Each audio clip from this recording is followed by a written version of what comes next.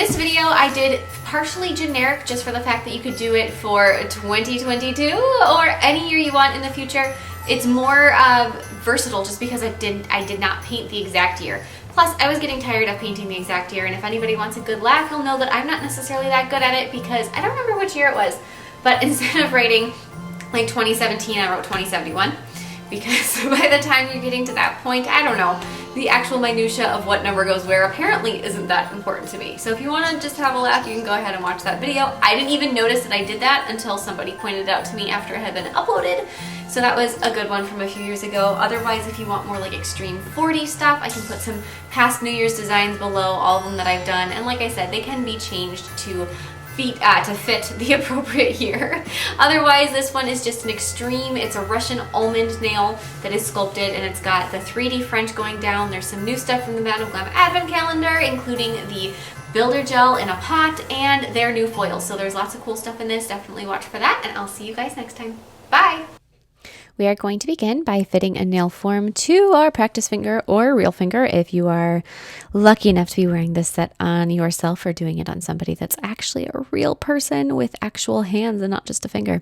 We're going to fit this form so that it's tipped up ever so slightly. You want it to be at a slight angle so that when we sculpt our Russian almond, it has the proper uplift to the nail. So what you want to do is you want to find the spot, the length that you want the nail to be, and then just raise it ever so slightly up from that position so that it rests about where you want the peak of your apex to be.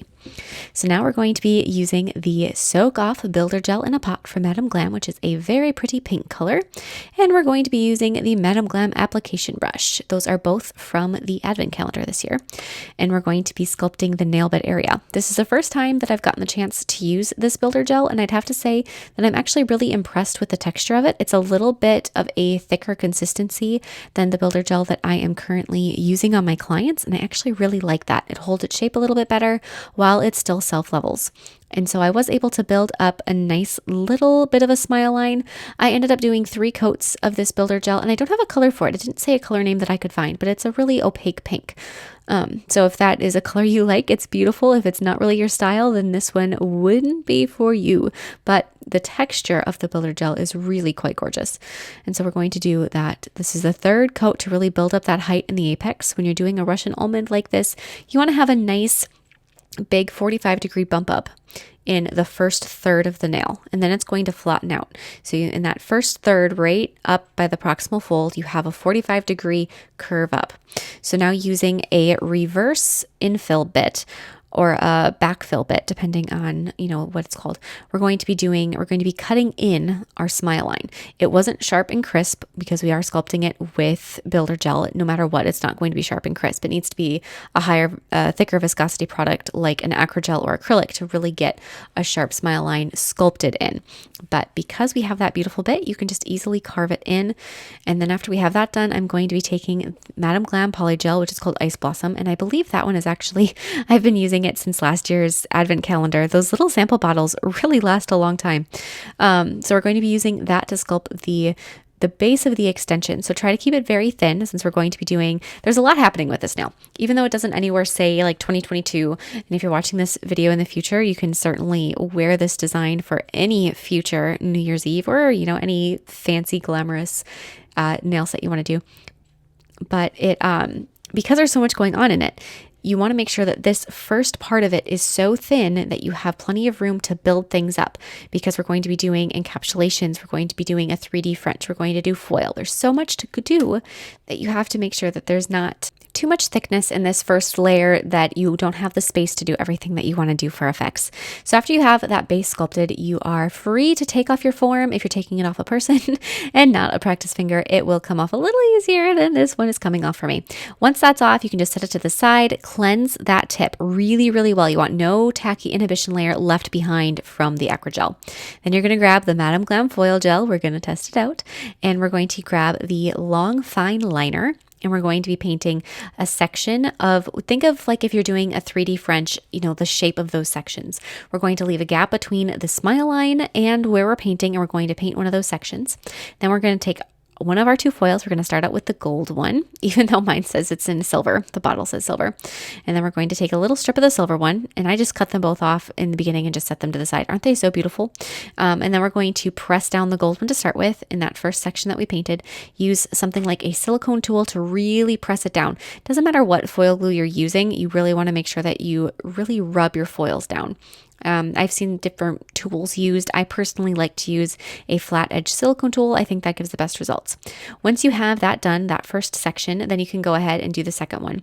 If you hadn't cleansed the nail and you would have left the inhibition layer, that tacky stickiness left over from the acrygel, there would have been little bits of foil stuck into the nail other places. It wouldn't have been a nice clean transfer, but you would have had little bits of contamination on the rest of the nail.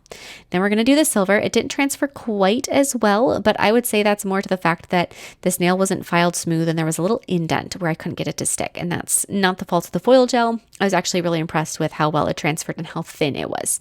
So now we're going to go back to that polygel or acrygel, and we're going to encapsulate those two sections of foil.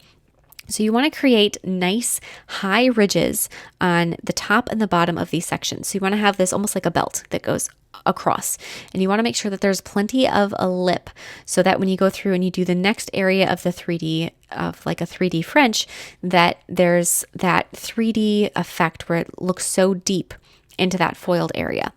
And also when you're doing these, I know that it can seem tempting to not want to make them too big as far as how much a product you add there, how thick you make it, just because there's going to be so much filing.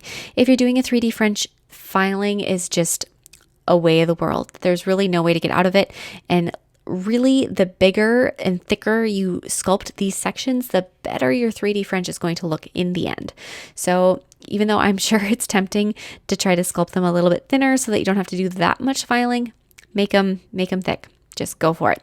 And so now I'm going to go back to my e-file. I have a different backfill bit. This one's a little bit shorter so that I don't have to worry about nicking one section that I just sculpted. I have a little bit more carefulness. I don't have to worry about so much. I can't speak, but that's what I'm going for.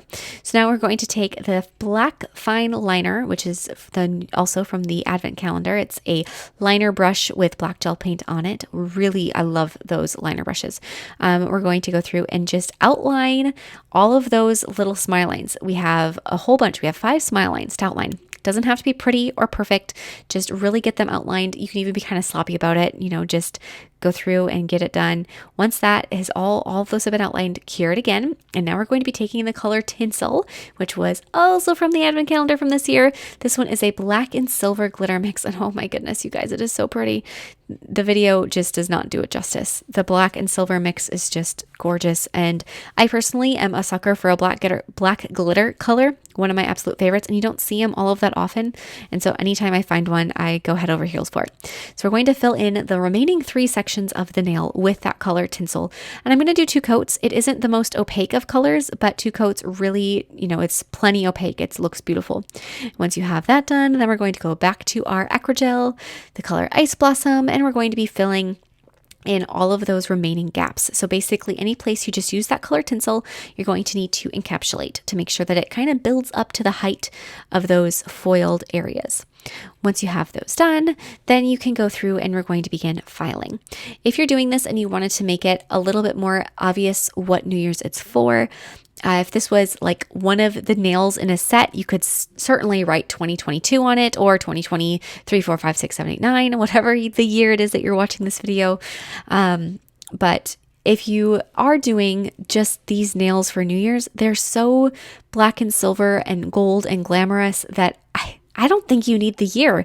And, I'm kind of sick of New Year's nail art designs that just revolve around different ways of writing the year. And so this year I decided to omit the year, make it a little more versatile. You don't have to do it for New Year's. You can do it for whatever reason you want, whatever your heart desires. And if it just happens to be for New Year's, it is certainly appropriate. So that's kind of my piece on this design. Plus, what is more elegant and glamorous than a Russian almond nail? They're just one of my favorites. So we're going to file this nail to shape, making sure we do not ruin that gorgeous, gorgeous shape of the nail. Once it's been filed, I start out with my e-file, but mostly I'm going to use a hand file just to make sure that I keep that shape in place. I'm going to then take this is a jewelry gel. There we go. All these different gel types are bouncing around my brain. It's jewelry gel. It's perfect for attaching our embellishments. And then we're going to take the Madame Glam No Wipe Top Coat, and we're going to apply a thick, beautiful, not a thick, but a generous layer across the entire nail. And look at those colors shine in the 3D French. Oh, I'm in love. And after we have that done, we're going to be taking some crystals of various colors of silver and gold and black, and we're going to be placing them in and around, also adding in a few caviar beads just to really amp up the glam. I used to have an aversion to caviar beads. I don't know what it was. I just didn't care for them. I think when people first started using caviar beads, they didn't use them as a subtle little accent. They used them as try to do stripes with them and that kind of a thing, which isn't my personal preference. But using them to almost make it look like a chain around an embellishment, or the little prongs on a diamond, or that kind of way to use caviar beads, I think is absolutely gorgeous. So that is how we're doing it here. Just kind of subtle little accents with the caviar beads, little filler places. I've got some, they're almost like a bronze color of crystals that I'm using that are Swarovskis that I've had that I rarely use because I don't often have the opportunity to use that type of color combination. So I was really excited to use those ones that are like a coppery bronze color. We're just going to be placing those in, and just little bits of all of those, classic New Year's type colors. Going to be filling in with all of them, adding caviar beads wherever we need to, little crystals if there's any spots to fill in, and just have some fun with it. I would recommend symmetrical since the rest of this design is fairly evenly spaced, but just have some fun placing in those crystals and caviar beads or rhinestones or whatever it is that you have that you want to do to really amp up the glamorous high society feeling of this design. And once you're happy with your placement of all of your little jewels and sparkles, go ahead and cure that nail one more time and it is done. I love it so much. I think that this is one of my favorite 3D French applications just because it has that little extra element with the foil in it. I love it so much. I hope you guys are as excited about it as I am. Happy New Year, everybody. I keep rooting for a better New Year with less COVID, but here we are again. So hopefully 2022 brings us all just a little bit more health, and I'll see you next year. Bye.